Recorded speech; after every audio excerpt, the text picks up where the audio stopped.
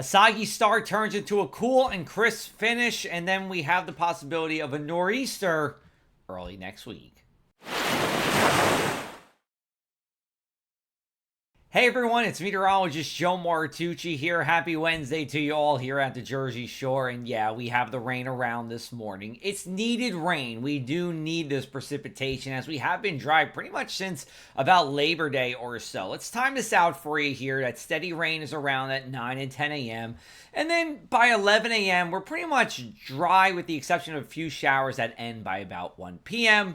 And then we just turn cooler and crisper as we go into the afternoon and the evening. Temperatures actually fall as the day goes on, and we'll be dry from pretty much this afternoon all the way until at least our Sunday. All right, let's take a look at our rainfall totals. Not that much here. Generally between a tenth of an inch to 3/10 of an inch. This is lower than my forecast yesterday.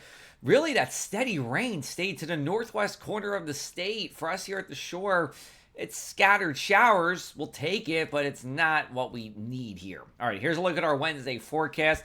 Notice those temperatures sliding on down as we go throughout the day. So if you like the summer air, if you like that humidity, get outside this morning because by this afternoon, it's long gone. And we might not be seeing something like that until 2026. Here's a look at our Wednesday night numbers. 45 inland, 52 at the beach towns. That's our coolest night at the immediate coast, those beach towns, as we go into Wednesday night.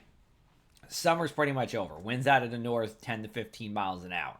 We go into Thursday. We have a coastal flood advisory in effect for all of the coastal counties because we just had the king tide earlier this week with the full moon, and we have winds coming out of the northeast as we go into our Thursday.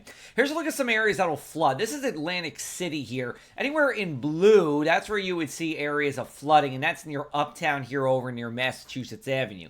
We then take you up the coast to Manasquan. That's a hot spot for flooding here, and you see Brielle Road, Long Avenue, a number of places here that see some water on the roads. Remember, if you see the flooded water, turn around, don't drown. Then we could be talking about more coastal flooding. It's definitely going to be multiple rounds of coastal flooding here, Sunday through Tuesday. There are two scenarios at play with this coastal storm. One is that the high pressure wins out. We get the coastal flooding, we get some winds, but it's going to be dry here. This would be similar to what we saw with Imelda just a few weeks ago.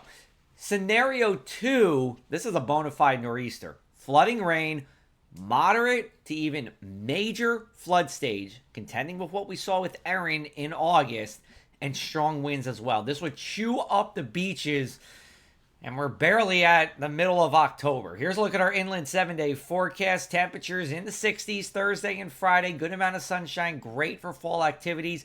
Some patchy frost possible in the Pinelands Friday morning. Saturday is that transition day. And then we just got to wait and see Sunday, Monday, Tuesday. I hate to be so vague with my answer here, but I do believe we need one more day before we can pick out which scenario it's going to be for Sunday, Monday, and Tuesday.